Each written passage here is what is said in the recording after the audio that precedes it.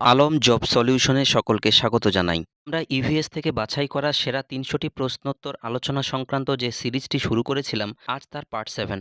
ইতিপূর্বে ৬টি পার্টের মধ্যে মোট ২০০টি প্রশ্নোত্তর আলোচনা করা হয়েছে। সেই ভিডিওগুলি না দেখা থাকলে এই ভিডিওর ডেসক্রিপশন চেক করবে, সেখানে লিঙ্ক দেওয়া রয়েছে, ভিডিওগুলি দেখে নেবে। আজ আমরা এই ভিডিওতে পরবর্তী ২৫টি অর্থাৎ ২০১ থেকে ২২৫ নম্বর প্রশ্নোত্তর নিয়ে আলোচনা করব। চলো ভিডিওটি শুরু করা যাক। আমাদের আজকের পর্বের প্রথম প্রশ্ন অর্থাৎ ২০১ নম্বর কোয়েশ্চেন, কোন ভিটামিনের অভাবে মানুষের রাতকানা রোগ হয়? তো এটা সঠিক উত্তর হয়ে যাবে ভিটামিন এ। ভিটামিন এ এর অভাবেই রাতকানা রোগ হয়। ভিটামিন এ এর রাসায়নিক নাম হলো রেটিনল। এর প্রধান উৎস হলো গাজর, পাকা পেঁপে, মাছের যকৃতের তেল, দুধ, ডিম, রঙিন শাকসবজি ইত্যাদি। ভিটামিন এ এর অভাব হলে চোখের কর্নিয়া শুকিয়ে গিয়ে জেরোপথ্যালমিয়া বা সম্পূর্ণ অন্ধত্ব রোগ হতে পারে। ২০২ নম্বর কোয়েশ্চেন, কোন ভিটামিনের অভাবে শিশুদের রিকেট এবং বড়দের অস্টিওমেলেশিয়া রোগ হয়? তো এটা সঠিক উত্তর হয়ে যাবে ভিটামিন ডি। তাহলে ভিটামিন ডি এর অভাবে শিশুদের ক্ষেত্রে রিকেট এবং বড়দের ক্ষেত্রে অস্টিওমেলেশিয়া রোগ হয়। ভিটামিন ডি এর রাসায়নিক নাম হলো ক্যালসিফেরল। একে সানশাইন ভিটামিনও বলা হয়, কারণ সূর্যের অতিবেগুনি রশ্মির প্রভাবে মানুষের ত্বকে প্রাকৃতিকভাবে এই ভিটামিন সংশ্লেষিত হয়। এটি শরীরের ক্যালসিয়াম ও ফসফরাস শোষণে সাহায্য করে এবং হাড় ও দাঁতকে মজবুত রাখতে সাহায্য করে। ২০৩ নম্বর কোয়েশ্চেন, ভিটামিন সি এর অভাবে কোন রোগ হয় যার ফলে মাড়ি থেকে রক্ত পড়ে? তো এটা সঠিক উত্তর হয়ে যাবে স্কারভি রোগ। ভিটামিন সি এর অভাবে স্কারভি রোগ হয়, আর এই স্কারভি রোগের লক্ষণ হিসেবে মাড়ি থেকে রক্ত পড়ে। ভিটামিন সি এর রাসায়নিক নাম হলো অ্যাসকর্বিক অ্যাসিড। আমলকি, লেবু, পেয়ারা, কমলালেবু, টমেটো ইত্যাদি টক জাতীয় ফলে এটি প্রচুর পরিমাণে পাওয়া যায়। এই ভিটামিন দেহে রোগ প্রতিরোধ ক্ষমতা বাড়াতে সাহায্য করে এবং ক্ষত নিরাময়ে সাহায্য করে। তাপে ও রান্নার সময় এই ভিটামিন সহজে নষ্ট হয়ে যায়। ২০৪ নম্বর কোয়েশ্চেন, কোন ভিটামিনের অভাবে বেরিবেরি রোগ হয়? তো এই বেরিবেরি রোগ হয় ভিটামিন বি1 বা থিয়ামিন এর অভাবে। ভিটামিন বি1 বা থিয়ামিন স্নায়ুতন্ত্র, পেশি এবং হৃৎপিণ্ডের সঠিক কার্যকারিতা বজায় রাখতে সাহায্য করে। ঢেঁকি ছাঁটা চাল, লাল আটা, ইস্ট, বাদাম, ডাল কিংবা বীজ এর মধ্যে প্রচুর পরিমাণে থাকে। বেরিবেরি রোগে স্নায়ু দৌর্বল্য, পেশির ক্ষয় এবং হৃদরোগের লক্ষণ দেখা যায়। ২০৫ নম্বর কোয়েশ্চেন, রক্তাল্পতা বা এনিমিয়া রোগ কোন উপাদানের অভাবে ঘটে? তো এই রক্তাল্পতা বা এনিমিয়া রোগ দেখা যায় হচ্ছে লোহা বা আয়রন এর অভাবে। লোহা বা আয়রন রক্তে লোহিত রক্তকণিকার হিমোগ্লোবিন তৈরিতে প্রধান ভূমিকা পালন করে, যা ফুসফুস থেকে সারা দেহে অক্সিজেন পরিবহন করে। কাঁচা কলা, কলার থড়, কলার মোচা, পালং শাক, ডুমুর, বেদানা ও গুড়ে প্রচুর পরিমাণে আয়রন বা লোহা থাকে। ২০৬ নম্বর কোয়েশ্চেন, গলগণ্ড বা গয়টার রোগ কোন উপাদানের অভাবে হয়? তো এটা সঠিক উত্তর হয়ে যাবে আয়োডিন। আয়োডিনের অভাবেই গলগণ্ড বা গয়টার রোগ হয়। আয়োডিন থাইরয়েড গ্রন্থি থেকে থাইরক্সিন হরমোন উৎপাদনে অপরিহার্য ভূমিকা পালন করে।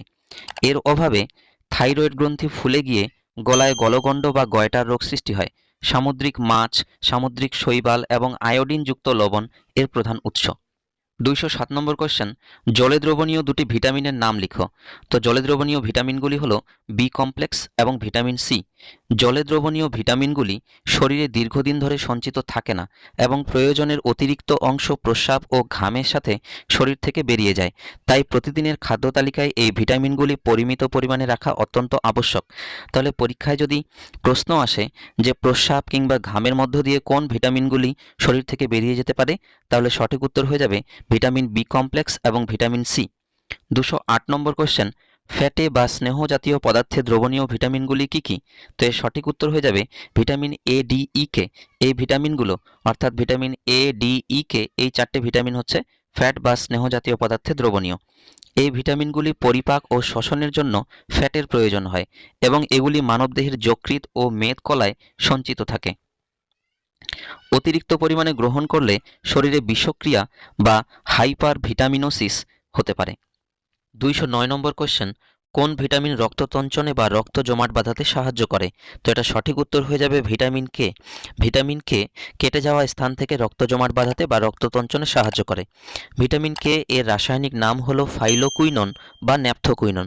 এটি যকৃতে প্রথ্রম্বিন নামক রক্ত তঞ্চনকারী প্রোটিন সংশ্লেষ করতে সাহায্য করে। এর অভাব হলে কেটে যাওয়া স্থান থেকে রক্তপাত বন্ধ হয় না। সবুজ শাকসবজি, বাঁধাকপি ও ব্রোকলিতে এই ভিটামিন প্রচুর পরিমাণে থাকে।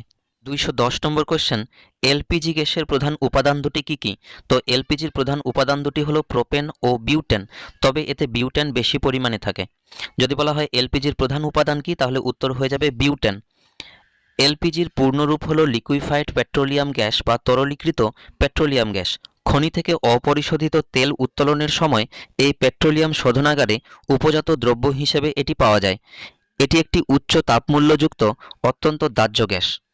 211 নম্বর কোশ্চেন, সিএনজির পুরো নাম কি এবং এর প্রধান উপাদান কি? তো সিএনজির পুরো নাম হলো কম্প্রেসড ন্যাচারাল গ্যাস এবং এর প্রধান উপাদান হলো মিথেন। তো পরীক্ষায় সিএনজি না বলে বলতে পারে হচ্ছে সংনমিত প্রাকৃতিক গ্যাস, এর প্রধান উপাদান কি? তবু উত্তর হয়ে যাবে হচ্ছে মিথেন। আসলে এই কম্প্রেসড ন্যাচারাল গ্যাস এর বাংলায় অর্থ হচ্ছে সংনমিত প্রাকৃতিক গ্যাস, যার প্রধান উপাদান হচ্ছে মিথেন। সিএনজিতে মিথেনের পরিমাণ থাকে প্রায় 80 থেকে 90%। এটি পেট্রোল বা ডিজেলের তুলনায় অনেক কম বায়ু দূষণ ঘটায় এবং কম কার্বন মনোক্সাইড উৎপন্ন করে, তাই একে সবুজ জ্বালানি বা গ্রিন ফুয়েল বলা হয়। তাহলে সবুজ জ্বালানি বা গ্রিন ফুয়েল নামে পরিচিতকে সিএনজি বা কম্প্রেসড ন্যাচারাল গ্যাস বা সংনমিত প্রাকৃতিক গ্যাস। 212 নম্বর কোশ্চেন, এলপিজি সিলিন্ডারে গ্যাস লিক করলে তীব্র গন্ধ পাওয়ার জন্য কোন রাসায়নিক মেশানো হয়? তো আমরা বললাম যে এলপিজি সিলিন্ডারে মূলত বিউটেন গ্যাস থাকে, আর এই যে বিউটেন গ্যাস এর কিন্তু কোনো গন্ধ থাকে না। তো যদি এলপিজি গ্যাস সিলিন্ডার লিক করে তাহলে কি করে বোঝা যাবে? সেই জন্য এই বিউটেনের সঙ্গে কিছুটা ইথাইল মারক্যাপটান মেশানো হয়। এটা একটা তীব্র গন্ধযুক্ত গ্যাস। তো এলপিজি মূলত একটি বর্ণহীন ও গন্ধহীন গ্যাস, তাই দুর্ঘটনা এড়াতে এবং গ্যাস লিক করলে যাতে তৎক্ষণাৎ তীব্র গন্ধের মাধ্যমে তা বোঝা যায়, সেই উদ্দেশ্যে এতে সালফারযুক্ত জৈব যৌগ বা ইথাইল মারক্যাপটান মেশানো হয়। 213 নম্বর কোশ্চেন, কোন কয়লা সবচেয়ে উৎকৃষ্ট মানের এবং এতে কার্বনের পরিমাণ সবচেয়ে বেশি?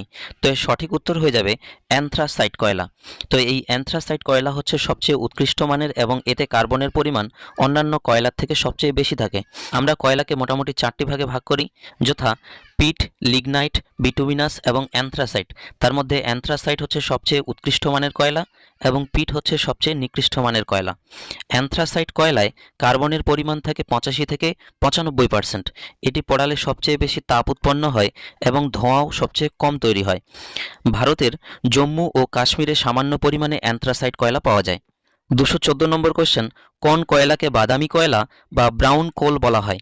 তো উত্তর হয়ে যাবে হচ্ছে লিগনাইট। এই লিগনাইট কয়লাকে বাদামি কয়লা বা ব্রাউন কোল বলা হয়। লিগনাইট কয়লায় কার্বনের পরিমাণ থাকে মোটামুটি 60 থেকে 70% এবং জলীয় বাষ্পের পরিমাণ বেশি থাকে। ভারতের তামিলনাড়ুর নেইভেলিতে দেশের বৃহত্তম লিগনাইট কয়লা খনি ও তাপবিদ্যুৎ কেন্দ্র অবস্থিত। 215 নম্বর কোশ্চেন, ইউরেনিয়াম ও থোরিয়াম কোন ধরনের শক্তির উৎস? তো এই ইউরেনিয়াম এবং থোরিয়াম হচ্ছে পারমাণবিক বা নিউক্লিয় শক্তির উৎস। এই তেজস্ক্রিয় মৌলগুলি নিউক্লিয় বিভাজন ঘটিয়ে পারমাণবিক চুল্লিতে বিপুল পরিমাণ বিদ্যুৎ শক্তি উৎপাদন করা হয়। ভারতের কেরল ও তামিলনাড়ুর উপকূলীয় মোনাজাইট বালিতে বিশ্বের অন্যতম বৃহত্তম থোরিয়ামের ভাণ্ডার রয়েছে। 216 নম্বর কোশ্চেন, বর্জ্য ব্যবস্থাপনার 3টি আর বা 3R বলতে কি বোঝায়? তো বর্জ্য ব্যবস্থাপনার 3R বলতে বোঝায় হচ্ছে রিডিউস বা হ্রাস করা, রিইউজ বা পুনর্ব্যবহার করা এবং রিসাইকেল বা পুনর্বর্তন। বর্জ্য হ্রাস এবং পরিবেশের সংরক্ষণের জন্য এই সূত্রটি অত্যন্ত কার্যকর। বর্তমানে এর সাথে আরও 2টি আর যুক্ত হয়ে 5R মডেল তৈরি হয়েছে। তো রিফিউজ, এটি যুক্ত হয়েছে। রিফিউজ বলতে বোঝাচ্ছে প্লাস্টিক বা ক্ষতিকারক বস্তু প্রত্যাখ্যান করা, এবং রিপারপোস অর্থাৎ অন্য কোনো উপকারী উদ্দেশ্যে এই প্লাস্টিক জাতীয় পদার্থকে ব্যবহার করা। 217 নম্বর কোশ্চেন, প্লাস্টিক, কাঁচ এবং ধাতব বর্জ্য কোন ধরনের বর্জ্যের উদাহরণ? তো এর সঠিক উত্তর হয়ে যাবে জৈব অভঙ্গুর বা নন বায়োডিগ্রেডেবল বর্জ্য।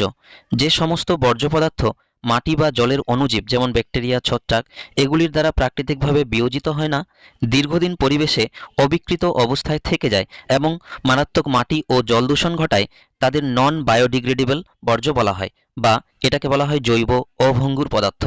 218 নম্বর কোশ্চেন, শাকসবজির খোসা, কাগজ ও পচা খাবার কোন ধরনের বর্জ্য? তো এর সঠিক উত্তর হয়ে যাবে জৈব ভঙ্গুর বা বায়োডিগ্রেডেবল বর্জ্য।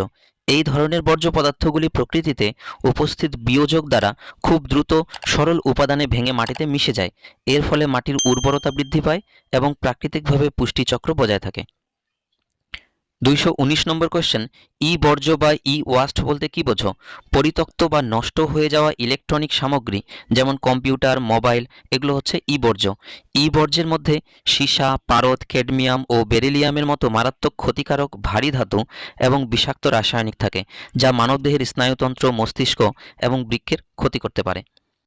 220 নম্বর কোয়েশ্চেন, বর্জ্য পদার্থকে উচ্চ তাপমাত্রায় পুড়িয়ে বা ছাইয়ে পরিণত করার পদ্ধতিকে কি বলা হয়? তো এর সঠিক উত্তর হয়ে যাবে ইনসিনারেশন।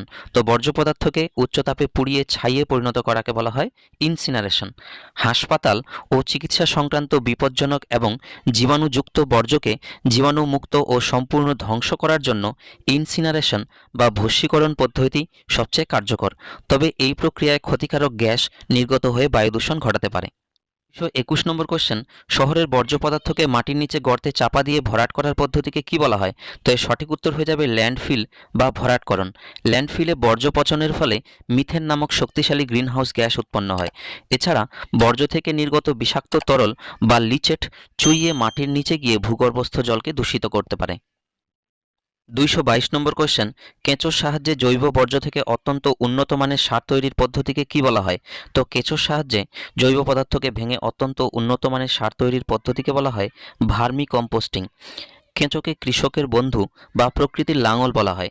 ভার্মি কম্পোস্ট সারে প্রচুর পরিমাণে উদ্ভিদের অত্যাবশ্যকীয় পুষ্টি উপাদান যথা নাইট্রোজেন, ফসফরাস, পটাশিয়াম এগুলো থাকে, যা মাটির জলধারণ ক্ষমতা বা উর্বরতা বহুগুণ বাড়িয়ে দেয়। 223 নম্বর কোয়েশ্চেন, কোন ধরনের বর্জ্য ফেলার জন্য নীল রঙের ডাস্টবিন ব্যবহার করা হয়? তো এর সঠিক উত্তর হয়ে যাবে জৈব অভঙ্গুর বা পুনর্নবীকরণযোগ্য বর্জ্য যেমন প্লাস্টিক, কাঁচ এগুলোকে নীল রঙের ডাস্টবিনে ফেলা হয়। নীল রঙের ডাস্টবিনে প্রধানত শুকনো এবং পুনর্ব্যবহারযোগ্য বর্জ্য যেমন প্লাস্টিকের বোতল, কাঁচের পাত্র, ধাতব ক্যান, খবরের কাগজ, কার্ডবোর্ড ইত্যাদি ফেলা হয়, যা পরবর্তীতে রিসাইক্লিং কারখানায় পাঠানো হয়। 224 নম্বর কোয়েশ্চেন, জৈব ভঙ্গুর বা পচনশীল বর্জ্যের জন্য কোন রঙের ডাস্টবিন ব্যবহার করা হয়? তো এর সঠিক উত্তর হয়ে যাবে সবুজ রঙের ডাস্টবিন। সবুজ ডাস্টবিনে রান্নাঘরের বর্জ্য, শাকসবজি, ফলের খোসা, পচা খাবার, বাগানের শুকনো পাতা ইত্যাদি ভিজে ও পচনশীল বর্জ্য ফেলা হয়, যা থেকে পরবর্তীতে জৈব সার ও বায়োগ্যাস তৈরি করা সম্ভব। আমাদের আজকের পর্বের শেষ প্রশ্ন অর্থাৎ 225 নম্বর কোয়েশ্চেন, চিকিৎসা সংক্রান্ত বা হাসপাতালের বর্জ্য ফেলার জন্য প্রধানত কোন রঙের ডাস্টবিন ব্যবহার করা হয়? তো এর সঠিক উত্তর হয়ে যাবে লাল বা হলুদ রঙের ডাস্টবিন। বায়োমেডিক্যাল বর্জ্য ব্যবস্থাপনায় হলুদ ডাস্টবিনে মানবদেহের কাটা অঙ্গ প্রত্যঙ্গ, তুলো, ব্যান্ডেজ ও রক্তের নমুনা এবং লাল রঙের ডাস্টবিনে প্লাস্টিকের সিরিঞ্জ, গ্লাভস, আইভি টিউব এবং ক্যাথেটার ইত্যাদি সংক্রমিত বর্জ্য ফেলা হয়। আমাদের আজকের ভিডিওটি ভালো লেগে থাকলে ভিডিওটি অবশ্যই লাইক, শেয়ার করে দেবে এবং চ্যানেলটি সাবস্ক্রাইব করে বেল আইকনটি প্রেস করে রাখবে। তো সম্পূর্ণ ভিডিওটি দেখার জন্য অসংখ্য ধন্যবাদ।